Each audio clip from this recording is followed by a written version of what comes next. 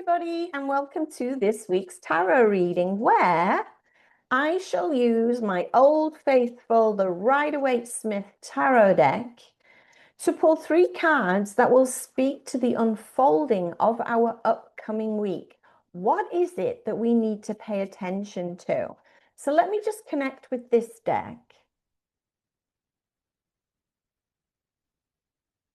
Okay, I will cut the deck. And we'll take the top 3 cards. Our first card will represent the present moment, what's going on in our field right now. Our second card is going to look at the past influence that brought us here. And the third card will look at the future potential. What can we expect as we move through our week? So I'm going to look at this first card, and it is the Knight of Swords. Now, the Knight is a representation of either a person in our field right now or us as a court card.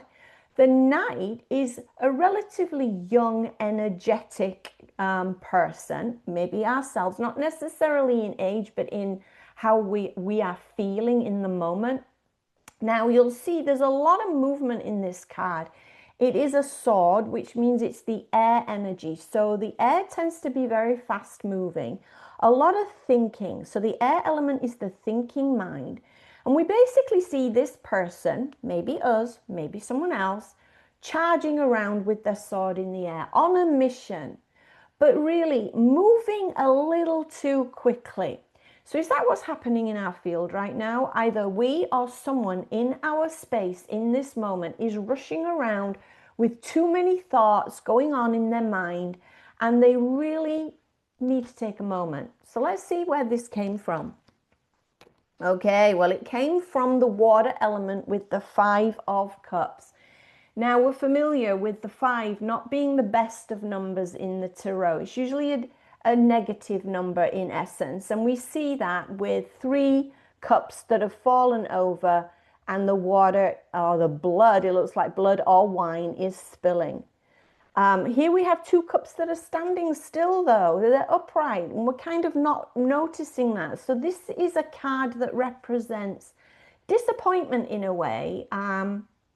We thought we had it all sorted out, but now the cups have fallen over, and we're kind of looking at them and thinking, drat, what am I going to do about that?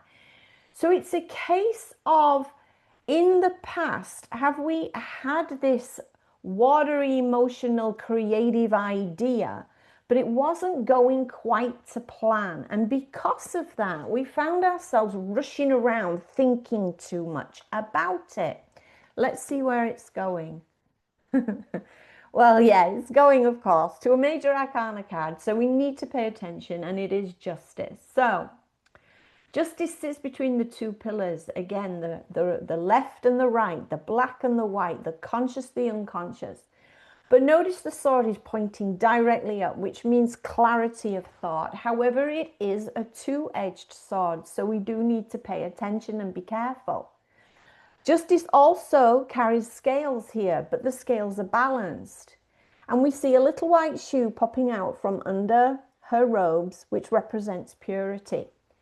So in essence, this is about, hang on, get back into balance, weigh up your options, use discernment, and come to the thinking that is directly related to what it was that you wanted to achieve in the first place. So we began with a little bit of disappointment regarding something, an idea, a project, an emotional thought, an inspiration, but it didn't quite go to plan, and now we've been rushing around, charging around, thinking probably negatively.